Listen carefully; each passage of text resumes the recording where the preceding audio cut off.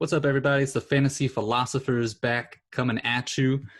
We just wrapped up our breakout candidate series, and today, we're ramping up for redraft season. It's the beginning of August, and we're going to talk about some backfields where the running back situation's a little bit muddy. We're going to talk through it, talk about how we would approach drafting these players. So strap in. We're going to get started here in just a minute. I'm FPS Dustin, your host. Got my co-host down here, Mr. FPS Patrick. You can find us on Twitter. Those are our Twitter handles. And you might have noticed we got a special guest with us here today, Mr. Zach. And I'm going to toss it over to him and let him just introduce himself. So what's up, Zach? Tell us about yourself for a second, man. Hey, what's going on, guys? Zach, I've been playing fantasy for probably it's probably like 2010, somewhere around there. I think I've made every playoffs I've ever been in the league. Patrick, you can correct me if I'm wrong. I think I made all of our playoffs. I'd say he's competitive for sure. Yeah, I've won a couple of leagues here and there. My name is on the trophy. I enjoy football, all forms of it. So played a little bit in high school, played a little bit in college. So yeah, I'm ready. I'm ready whenever you guys are. Thank you for letting me come on. I really appreciate it. Absolutely. We'll be sure to throw your Twitter handle down at the bottom so people can follow you there. But definitely excited to go ahead and dive in and get the discussion going. So where are we starting at today, Dustin? Yeah, so the first backfield I think we should talk about that's a little murky is the Los Angeles Rams. They got rid of Gurley. So now that depth chart right now, I think the order is probably undetermined. But based on tenure, we've got Malcolm Brown, Darrell Henderson, and then newly drafted Cam Akers. So let's talk through that a little bit because there's a lot of debate right now in the fantasy community about who to draft, what the workload's going to look like, and who the favorite is going to be coming out of whatever camp we get. So, Zach, as the guest, man, I'll toss it to you first and let you have first crack at this Rams backfield, man. What do you think? Yeah, looking back at this backfield, I think that they're going to lean on Malcolm Brown early in the season. I feel like, but I also feel like Cam Akers is going to get his fair shot. He's going to be the guy with the best chance to be able to do all three phases of the game. At Florida State, he wasn't able to show a lot because they had a horrible offensive line, terrible. But coming out of high school, he was a 5-star guy, one of the best backs in the nation, which tells me that he can catch the ball. He's good in pass pro and he can run the ball. So I feel like come week 4 or 5, we'll see more Cam Akers than we will see of anybody else. I think the odd man out is going to be Darnell Henderson. To be honest with you, I think he's going to be the odd man out of this situation. They trust Malcolm Brown a little bit more when it comes to the playoff touches and late game touches, clutch situation touches. They're going to trust him more. So I think Darnell Henderson might be out he might be the odd man out unless an injury or some sort happens. Okay. All right. I'm with you, Pat. What do you feel about this backfield? What's that? So I'm with you. Yeah, I was just asking how you feel about the backfield, man. Yeah, so I'm with you, Zach, as far as leaning on Malcolm Brown early. I think that veteran presence certainly plays a factor, especially with this, for lack of a better term, difficult offseason, especially for the rookies coming in. I will say I'm not counting Darrell Henderson out. I think that Sean McVay as a coach is smart enough to realize that last year it just didn't seem that there were many, if any, plays schemed up,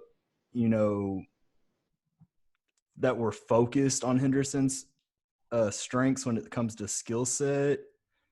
And the fact that he remains on the team, and his production in college, I feel that, he might be limited on touches, but with the upside that he brings, I'm not counting him out. I mean, especially where he's going in drafts, he's someone that, as a late round high upside pick, I wouldn't mind taking by any means.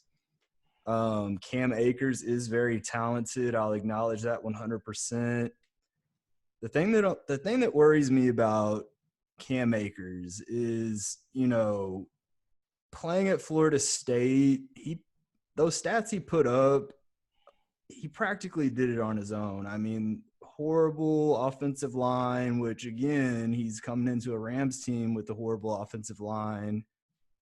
It's just going to be much tougher, obviously, to do what he did in college facing NFL defenses. So I like the talent.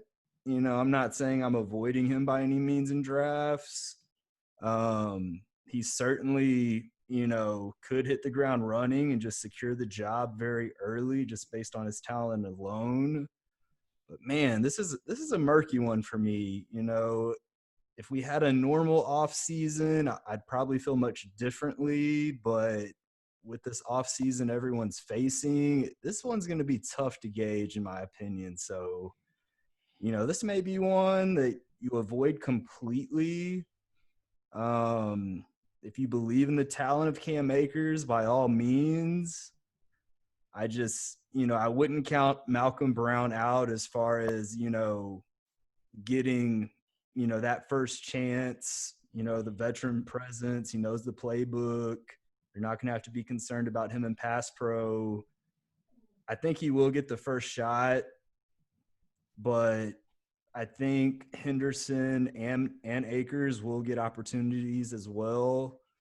More so Akers than Henderson, but I do think that there will be specific plays schemed up for Henderson.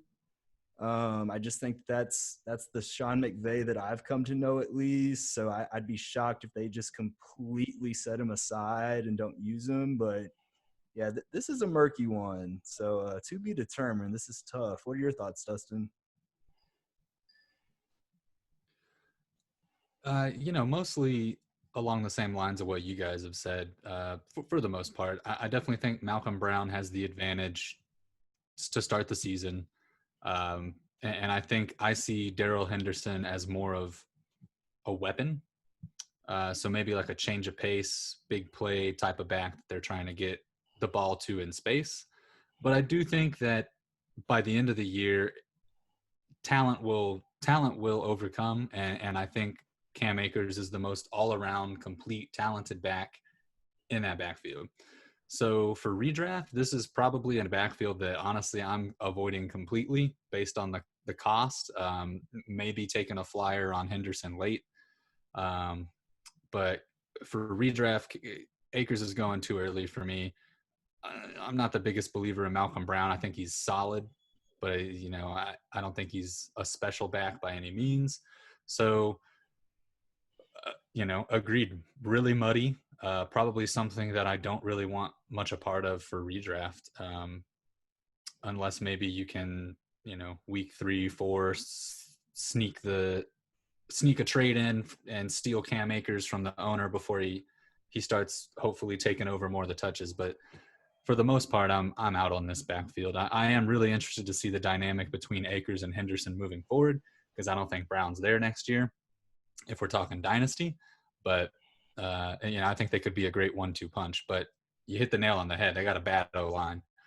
So until they improve that, when you draft a running back, you're drafting the O-line too. So for those reasons, I'm pretty much just out on this backfield this year. Those are all very fair points. Good discussion there. And to kind of just segue into our next backfield, I just want to throw a question out to each one of you. Redraft league, 5th, 6th round comes around. You got to take a running back, and you have to decide between Cam Akers or Mark Ingram. Who you taking? Zach, what you got there? Redraft Cam Akers or Mark Ingram? That is a great question. I'm probably going to stick with Mark Ingram.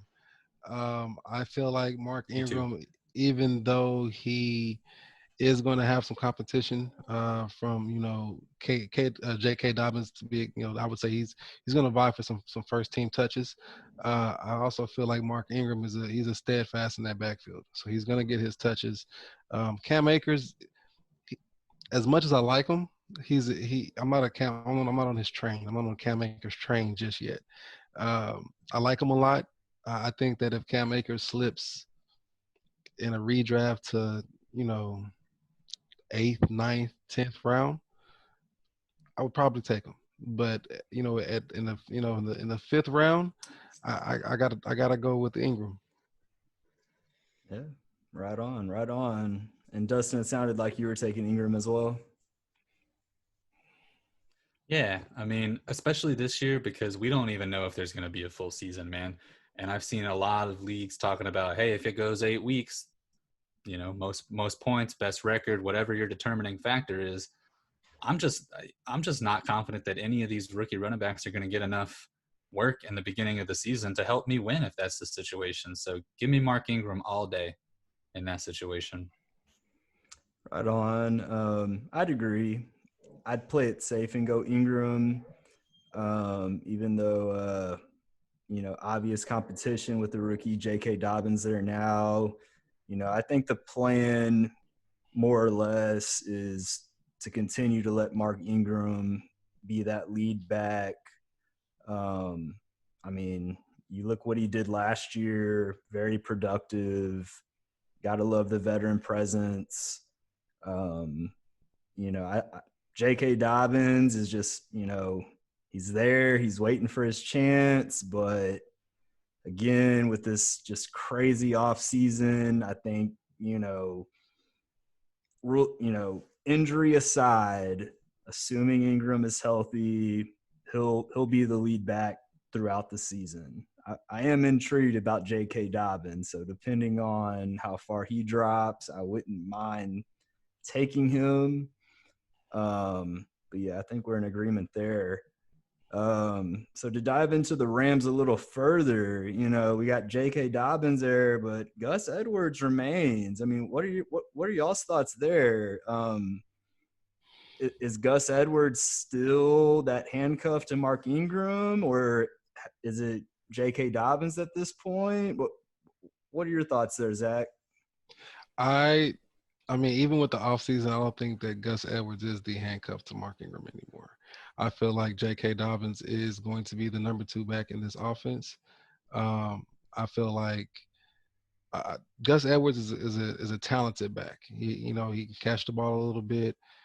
He's a great change of pace. He gives Mark Ingram some spells, but I look at J.K. Dobbins and what he brings to the table, and they don't have he's coming from a program like Ohio State, playing in a high school system like the Texas high school system of Shout out football. LaGrange, Texas. Hey, gotta shout out the great state when you can. His football knowledge and his football acumen and the type of games he's played in. I just he's built himself up to come into the league as a number 2 back behind him. I feel like he's going to be the heir apparent. I'm really, really high on J.K. Dobbins. In a dynasty league, I feel like he might be a 6th round pick in the dynasty league. What about you, Dustin? You going with Gus the Bus or J.K.? For this season, I'm on the Gus bus.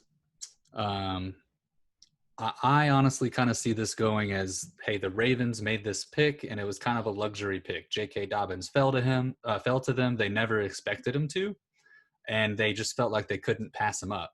So, Mark Ingram's aging. Gus Bus has been, pretty good, right? In that relief role, anytime Ingram's been hurt. So I think they try and maybe run the wheels off the wagon a little bit on Ingram. I think he probably gets hurt the way they run the ball. And then it's pretty much a split backfield with JK and Gus. I think JK Dobbins is the better talent and the better fit. He ran the read option at Ohio State incredibly well. and they run an RPO read option type of offense there in Baltimore. So I think he's going to fit right in. I think he's going to pick it up quickly. And I could be wrong. If he picks it up quickly enough, Gus Edwards could be irrelevant pretty quickly. But I think with the back season and the way that Gus Edwards has performed for them in the past, Gus Edwards is the handcuff. He's the one I'm most comfortable drafting out of the three, because I think regardless of who the lead back is, Gus is going to get some work. Yeah, and he's certainly going much later than Ingram and Dobbins. So, well said. I'm actually going to side with Zach on this, and I'm going to go with JK. Biggest reason, you really nailed it, Dustin, is just how similar this offense the Ravens run is to what Dobbins ran in college. I mean, perfect landing spot in my opinion. In dynasty leagues, I'm doing everything I can to snatch him up now, because I feel come halfway through this season, his stock is going to skyrocket. I'm not saying that they just completely push Gus Edwards aside. I think he'll still get some work in certain situations, especially early on to start the year. But after 4, maybe 6 games in, I think that's when we're going to see JK, get some work, get a chance to show everyone what he can do on the field. And assuming he performs how I expect him to, it wouldn't shock me if the second half of the year, if him and Ingram are just in a complete 50-50 split at that point. But only time will tell, obviously. So that'll be one to keep an eye on. Good discussion there. Let's see. What backfield we going to next? We can talk Looks like about we the got Colts. the Indianapolis Colts. That's yeah. Let's talk about the Colts. You want to start us off, Zach? I What do you think mean, about the Colts, man? the Colts. I look at their backfield now. They have Naheem Hines. And if you ask me, he's more of the pass catcher, third down back. And then they come with Marlon Mack, who has been, at least last year and in half the year before that, he's their bell cow, pretty much every day, every down back. But they just drafted this guy to Stanford, who I think is Jonathan Taylor. I'm sorry, Jonathan Taylor's not from Stanford, Wisconsin guy. I apologize. That's the only thing that makes me nervous about him. He's a Wisconsin guy. I don't trust Wisconsin running backs. That's the only thing. The thing about Jonathan Taylor, though, Jonathan Taylor, he was their offense. He did everything under the sun for Wisconsin. Without Jonathan Taylor, they're a 5-5 team. With Jonathan Taylor, I believe they went to the Big Ten championship game once. So I mean, it's Jonathan Taylor. And last year at Wisconsin, he proved that he could catch the ball, because he hadn't done that all season in all 3 seasons before that. He had more receiving touchdowns and more receiving yards than he had in all 3 seasons combined before the year he came out. So I mean, I look at their backfield now in Indianapolis. I'm going to stay away from it. If anybody, I'll grab Marlon Mack. Because I trust Marlon Mack, especially with this pandemic going on and the lack of offseason that they're having. I trust Marlon Mack more. He's been there longer. So if I would grab anybody, I'd grab Marlon Mack. But if you could stash away, if you have a stash spot for Jonathan Taylor, I would stash him, because I don't think Naheem Hines is going to do much this season. He's their change of pace back. He was supposed to step up last season and he didn't do it. Good thoughts. Well said. What about you, Dustin? Where are you at with this Colts backfield? Well, I do like Jonathan Taylor. Unfortunately for me, though, he is going far too early for me, right? Because like Zach said, I don't expect him to get the work up front. When he gets the work, it's probably going to be later in the season. I would expect Marlon Mack to get the brunt of the work up front. And Marlon Mack, he's not going to get you Zeke numbers or be a Saquon Barkley for you, but he's a good back. He creates his own space. He follows blocks well. He's got decent. He's improved in his vision and his footwork in order to do that.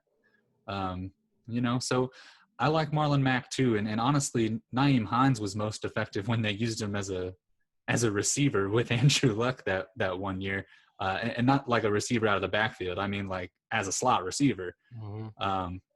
So he's not going to take the rushing work from anybody. As far as JT and coming from Wisconsin, like, yeah, I know there's a history of those backs not being that great in the league for the most part, but JT is also an elite prospect, right? He's one of the best running back prospects we've seen in a long time, and he's put up a ton of numbers. So I'm comfortable taking him. He's just going a little too high for me right now. I talked about it earlier, and especially this season, I want guys who I know are going to be getting me points early in the season. So that's kind of where I'm at. I like JT. His cost is a little high. If he falls, I'll take him. But otherwise, Mac's really the target for me in this backfield. Yeah, I like that take. Again, we're focusing specifically on redraft leagues. So with that being said, if I'm drafting any of these three players in a redraft league, it's going to be Marlon Mack. And the biggest reason why, and it's been mentioned more or less by each of you, Jonathan Taylor, obviously you're going to have to invest a high pick to get him. Does he have the talent to provide the value based on where you drafted him? Yes, he does.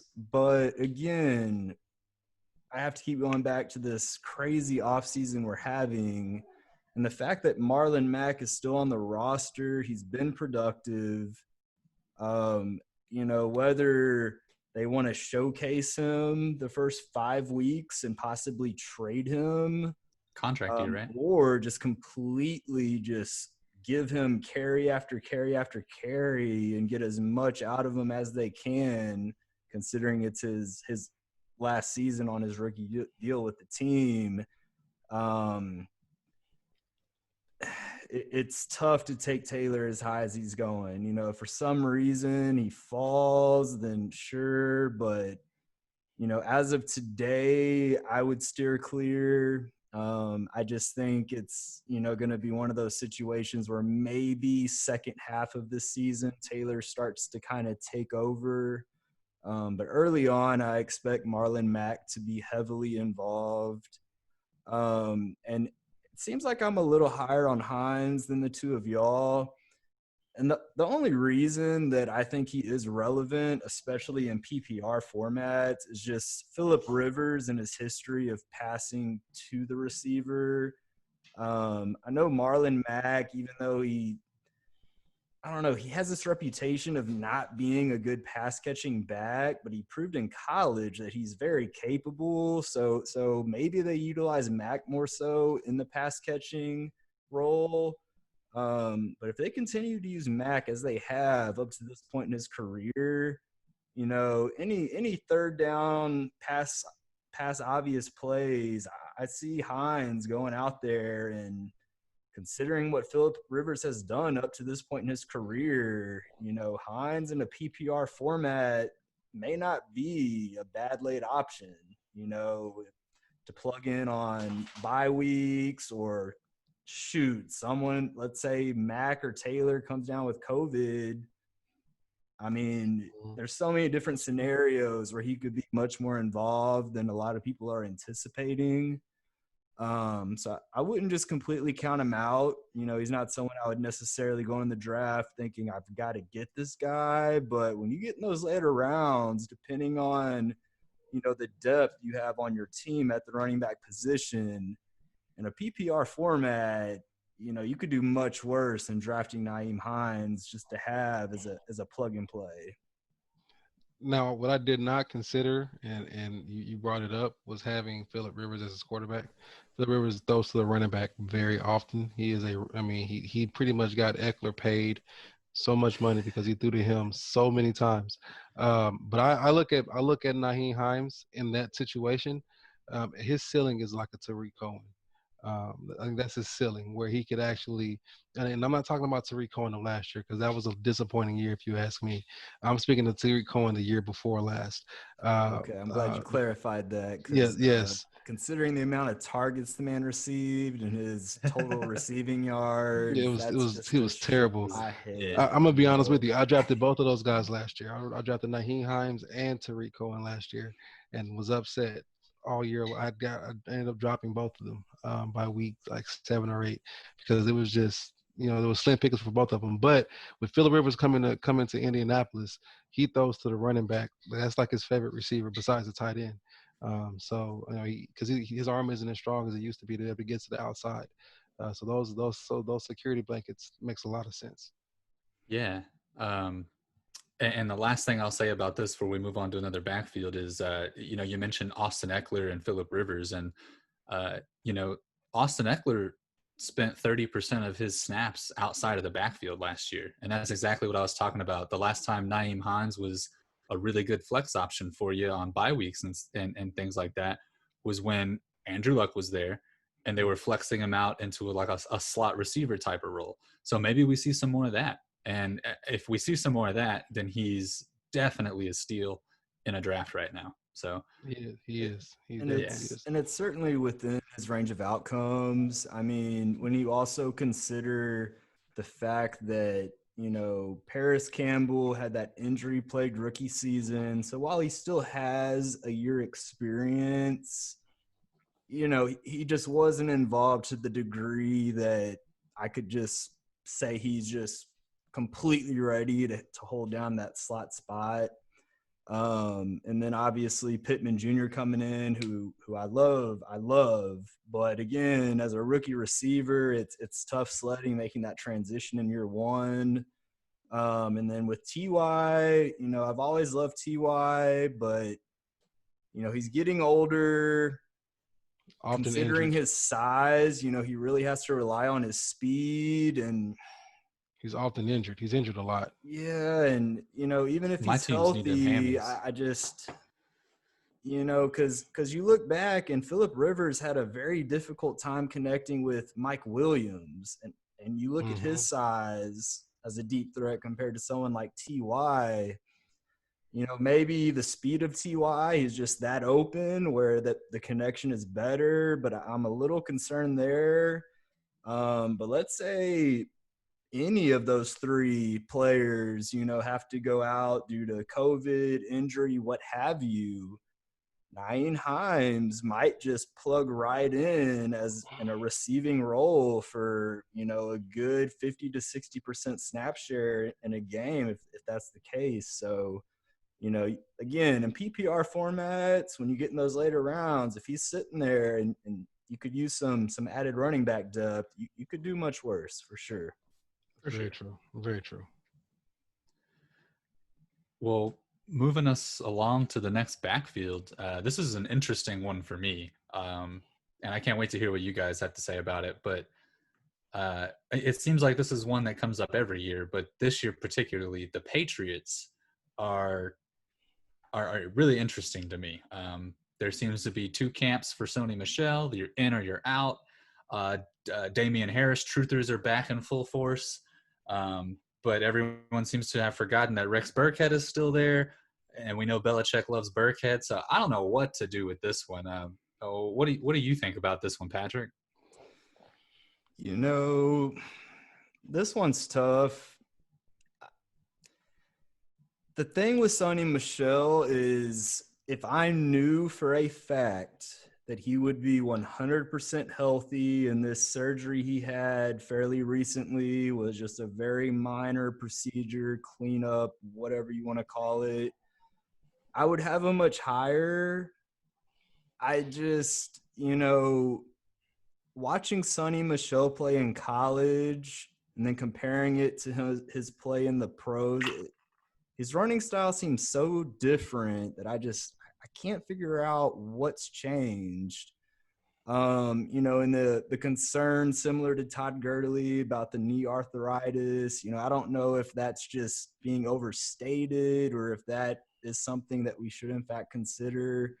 I don't know what to think with Sonny, but with Cam Newton there, assuming he takes over the starting role, you would certainly think that whoever is getting the majority share at running back is going to benefit.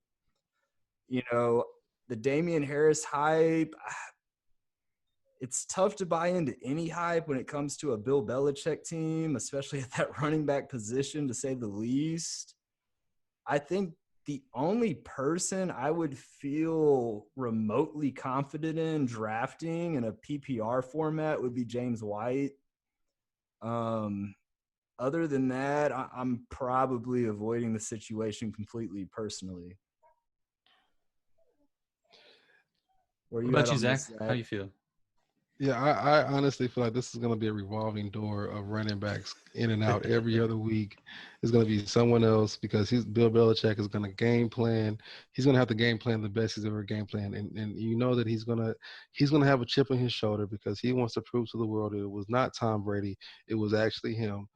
So he's going to do everything he can to game plan, and each one of those backs brings a little bit different flavor, a little bit different sauce to the table. So if when you have a plate of wings in front of you, let's say you go to Wingstop and you get you a 35 piece, or 20 piece or whatever you're getting for your family, you're not gonna get all the same flavors. And that's what Bill Belichick did. He got him 4 or 5 different flavors of running backs.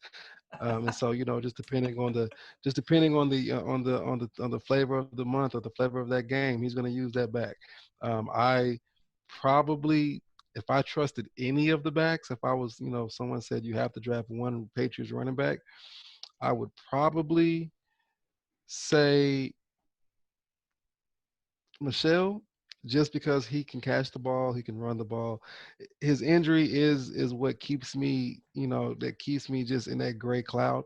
But if I'm drafting and, you know, Michelle or White's there in this, late round, I'll think about it because I know that they'll get some looks. Rex Burkhead, he seems to play well against the Bills and the Jets, but I don't really see him play, and sometimes the Dolphins, but I don't really see him play, when it's the big games. I don't really see him do a lot.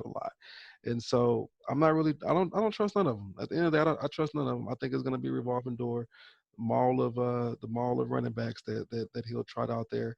I think Cam Newton could very well lead the team in rushing. We never know.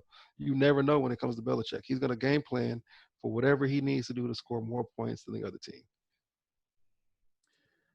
Yeah, man. I definitely think we're going to see the Patriots running back conundrum of old. If I had to draft somebody, I personally would be taking James White. I feel like he's got the safest floor simply because I don't see the Patriots blowing anybody out. I just don't see it happening. So I think he's going to get work every game. Um, Outside of that, I mean, I have no problem taking a chance on Damian Harris on one of the last picks of my draft. Same with Rex Burkhead. I think I'm probably a little higher on Burkhead than most, but for me, it comes down to I've seen Belichick trust him in the red zone as a runner, as a receiver out of the backfield, as a receiver in the slot. Great points. I think every defense is going to focus in on Julian Edelman. So that could leave another slot type receiver like Rex Burkhead to soak up some of those. I mean, the Patriots are great about finding mismatches down there for a 3-yard touchdown, right? I could see Rex Burkhead racking up 6, 7, 8 of those this season. So he might have that touchdown upside from any given week, but I would feel just gross about starting him on a weekly basis with confidence, See, my only thing with that part of it is that they were running those type of plays with a Tom Brady at quarterback. Sure. Tom Brady is very accurate, one of the most accurate quarterbacks in the league. Timing's on point. Cam Newton has never been known as an accurate quarterback. So a lot of those tight red zone throws that were in windows that those guys could catch and pretty much lay down and not get touched, or they could run a rub play and Brady's going to put it right where it needs to be. I don't think that Cam can do that. So I feel like they're going to lean on the run a little bit more heavy this year. And if they're going to do that, especially in the red zone, maybe a lot of play action passes to try to get those linebackers to come down. I feel like that the majority of those touches would go to Sony Michel before they go to any of those other running backs. Just for the fact because the style of offense that they're going to have to run is going to have to change. I mean, you don't have the same quarterback. You got two thoroughbred horses, but one is a late finisher, one's an early runner. You got to race it differently.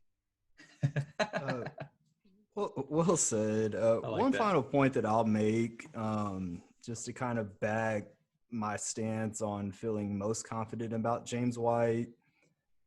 And I hate that we have to keep going back to this, but it is what it is. With the defensive players that recently opted out there in New England, most notably Donta Hightower, linebacker, and Patrick Chung, that leads me to believe, I don't see them, leading many games. Those are some significant key pieces to their defense that are gone. If I'm not mistaken, I believe their starting right tackle actually opted out as well. Yeah. Starting right tackle opted out as well. So they've lost many key pieces where, if they're down, looking at Sonny Michel and his receiving stats last year, 20 targets, 12 receptions for 94 yards. That's not doing it. So again, that's just kind of why if I'm drafting any of them, it would be James White. But like Zach mentioned, we don't have Tom Brady back there anymore. So how that pans out with Cam or, Stidham, whoever that other quarterback is, I'm drawing Stidham. a blank. Stidham. Stidham. Yeah. Stidham's the job. There's no guarantee that James White is just the same old James White that's producing in the PPR leagues like we've seen the past few seasons. So for sure. And to piggyback off of what you're saying, they lost a lot of defensive guys. So I would imagine that I feel like they're going to want to try to run a ball control offense. They're going to want to bleed that clock and bleed that clock and bleed that clock, and force you to make a mistake. I feel like Belichick's the best game planner in the history of the league. You give him enough time, he's going to be able to find your weaknesses. So I just, for some reason, I look there and it tells me to stay away. Because I'm going to stay away. But if I had to go there, if it was a stop on the bus and we had to stop there, I'm picking up Sonny Michel and I'm leaving the rest of the guys there to bask in the rain. I got to do it. But you guys make some valid points about James White because I feel like he is going to catch some balls this year. I can respect that. If I knew Sonny Michel was 100% healthy, I'd be in on him just because I'd imagine that he'll certainly benefit, assuming Cam's at the quarterback position, just with the threat of him being able to run the ball. But, all things aside, it would be James White for me. Any last thoughts, Dustin, about the Pats backfield at all? Yeah, something that just popped into my head is, it's very possible that we could be totally wrong about James White and the Patriots being behind all the time because the Patriots have been good for so long. I think maybe I did until I just thought about it a little harder right now. I totally forgot what it was like in the early days when they were good, right? Remember when they were putting guys like Deion Branch at DB because they didn't have any and they still had a decent defense. Like, Bill Belichick is the master of Belichick is a putting Jedi, puzzle bro. pieces. Like this dude game is Jedi minded. I mean, geez. He is a game planner. He's the best game planner. You give him a week to look at your defense, he's gonna find something. You give him a week to look at your offense, he's gonna find something. That's the one thing you hear about Belichick coming out of New England is he is nothing you can surprise him with. He's seen it. You get into a formation, he's seen that formation. He's watched tape on it. I mean, I don't think they're going to be as bad as everyone expects them to be. And with him having that chip on his shoulder, Belichick doesn't go anywhere. He didn't vacation before COVID. He's not going to vacation after COVID. Belichick has been looking at film since Tom Brady said he's going to the Buccaneers. The day that Tom Brady said, I'm going to the Buccaneers, Belichick didn't even watch TV. He told his wife, hey, hold on, my calls, I don't care who it is. Unless someone is dying, don't come bother me. I'm in this basement. I'm looking at film. I got something to prove. I mean, known as the best. He's only one of the best coaches in the history of the NFL. Yeah, he didn't have. It's hard to have much motivation when you win six Super Bowls. No argument from me there at all. And so he this is his motivation. This is what he when you're as competitive as you have to be in the NFL, you thrive off of this right here. Someone saying you can't do it, and everyone thinks that when Tom Brady went down to the Buccaneers, everyone said, "Oh, the Buccaneers Super Bowl contenders. What are the Patriots going to do next?" And you had to think that Belichick was like, "Are you serious? What are we going to do next?" I'm Belichick, and then when he got Cam, and I think Cam is going to be a different player. I think it's going to be a whole different vibe that we're going to see out of the Patriots. Yeah, I mean, Belichick just said on to the next one. We're on to Kansas City or whatever. Exactly. Whoever they play Exactly. first. Another one in my I feel DJ like Khaled voice. Cam was going to have the same effect on Belichick as Vince Young had on Mac Brown, man. He's gonna have Belichick listening to trap music. He's gonna have Belichick bobbing his head. He's gonna have Belichick with a hoodie and a beanie on. He's gonna have I the can't wait for sleeve. that. Hey, he's going. Hey, I'm telling you, Cam is gonna have Belichick bobbing to the beat. Hey, I hope you're right, man. I hope you're right. But yeah, New England Patriots, if you got a bold take, hit us up in the comments. Let us know what your thoughts are, because this one is tough. We're having a tough time coming to an agreement here. So for anyone viewing, if you got some insight or feel pretty confident you know what to expect, hit us up in the comments. Let us know. But we'll transition to the final team that we'll be discussing today anyway, and that's the Tampa Bay BUCS. Save the best for last, baby. Yeah, and I'll just hit this off. I'll admit the LaShawn McCoy signing truly surprised me. Not in the sense that I can understand wanting a veteran presence in that backfield. I mean, shoot, the rookie they just drafted is older than Ronald Jones, so it makes sense to bring in a veteran presence. That way, if everything else goes wrong, you got someone that you can put back there and feel confident in as far as protecting Tom Brady. I thought it was a lock to see LaShawn McCoy go back to KC. So I'm wondering, was this at least partly a defensive move? Like, hey, we see KC as our top competition to win the Super Bowl. Let's go ahead and snatch up Shady, who already knows their playbook now, to put them in a tougher spot where they have to maybe rely on a rookie or bring in someone, maybe Freeman, maybe, but brand new to the system. I think Ronald Jones is still going to receive the first chance at establishing that lead role. I truly do. I see LaShawn McCoy more as an insurance policy, a locker room guy. If Lord forbid Ronald Jones just proves that he's just not capable in pass pro, and same for Keyshawn Vaughn. They have a veteran presence in Shady there.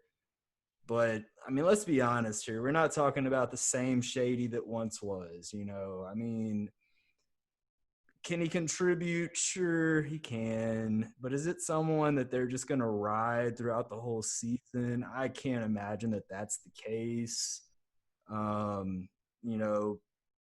Vaughn is facing a tough uphill battle with this just very difficult offseason.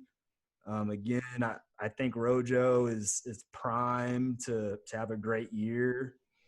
But, nothing wrong with having that insurance policy of a savvy vet and also taking him away from potentially one of your top competitors when it comes to Super Bowl contention. So what are your thoughts on it, Zach?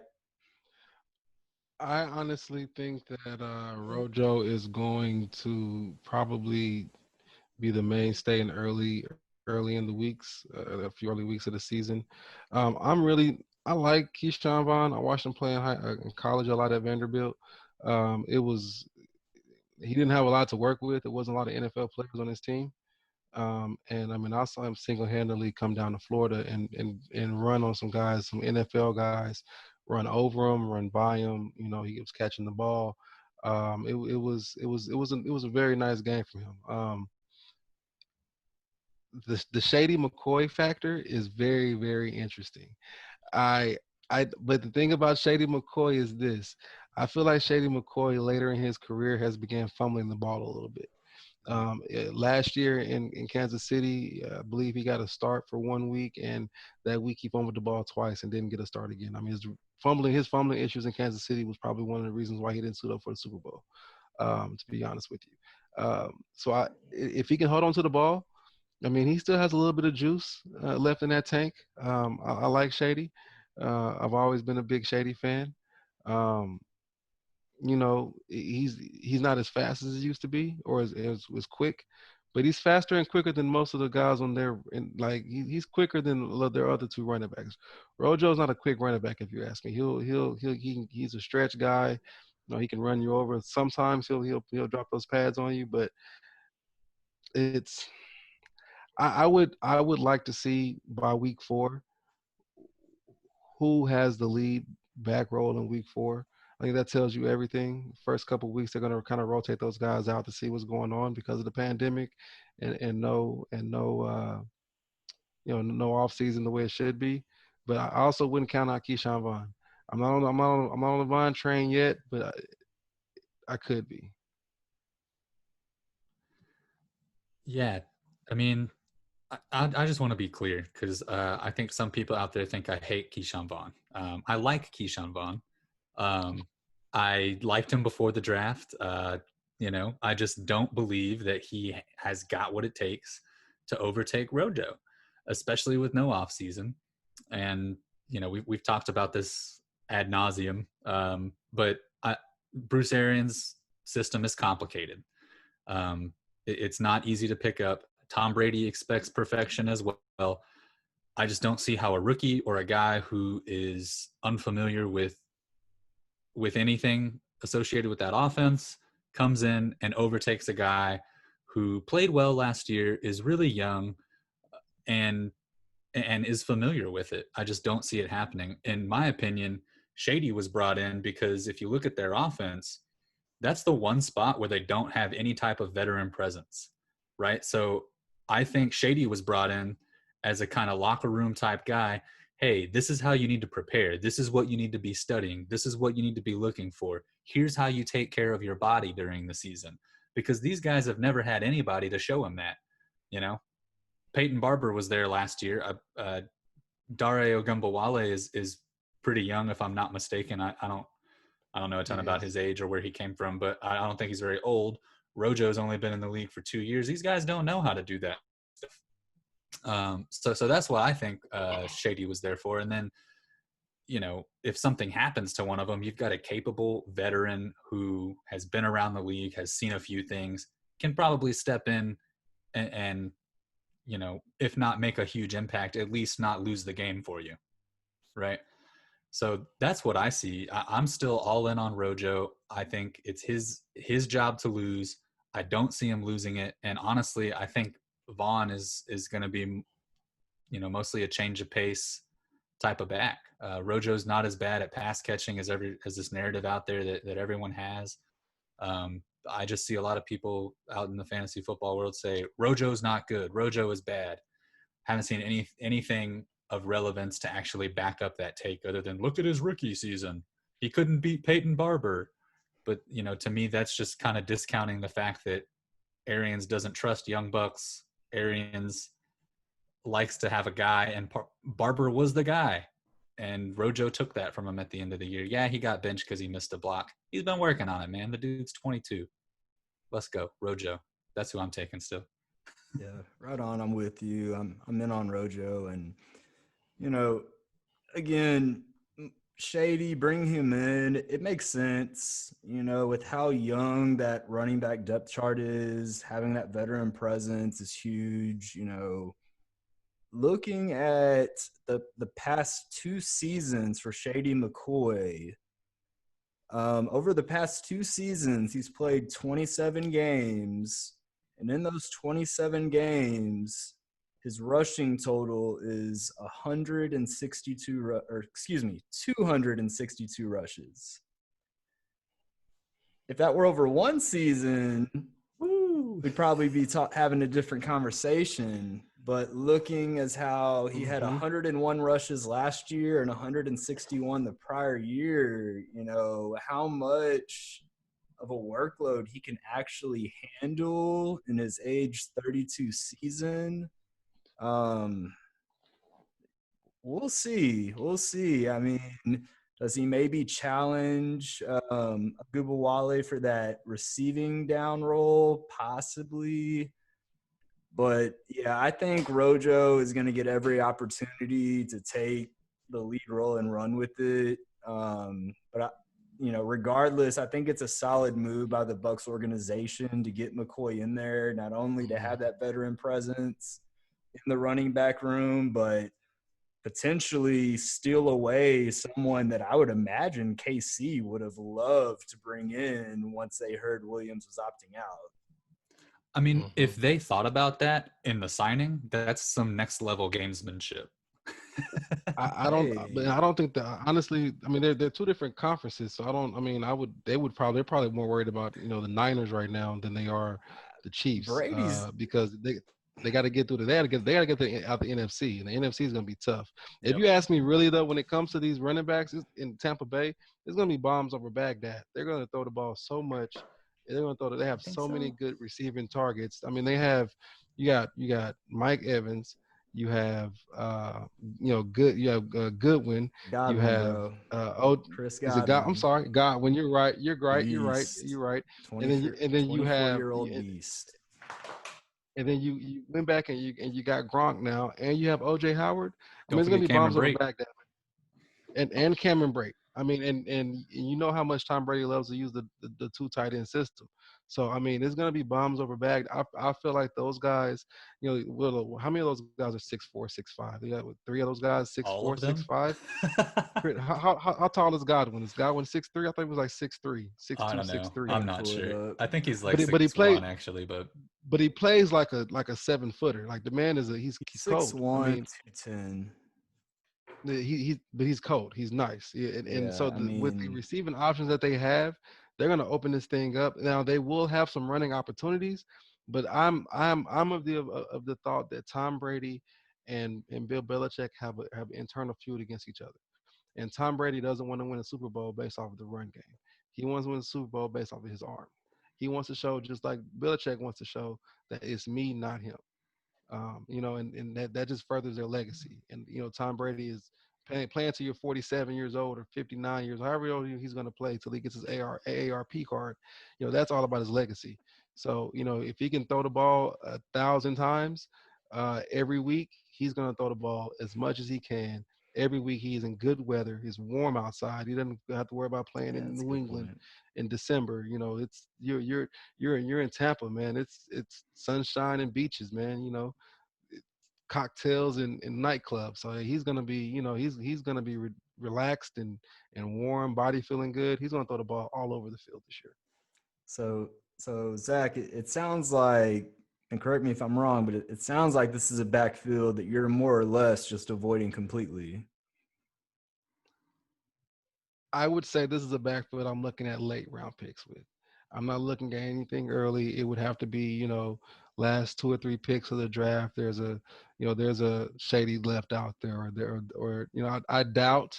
I really doubt that, that Rojo is going to be there, that late. No, bro. I doubt that he's going to go.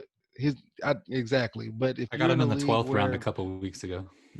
Wow, that's. I was if you're going to a league where you get him in the props. 12th, 13th round, and that's actually a really good pick. That's a really 12th, 13th round. I will grab Rojo then.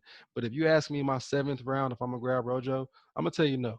If there's other running backs that I feel like is going to have a bigger chunk of the offense in their respective teams than Rojo's going to have of his.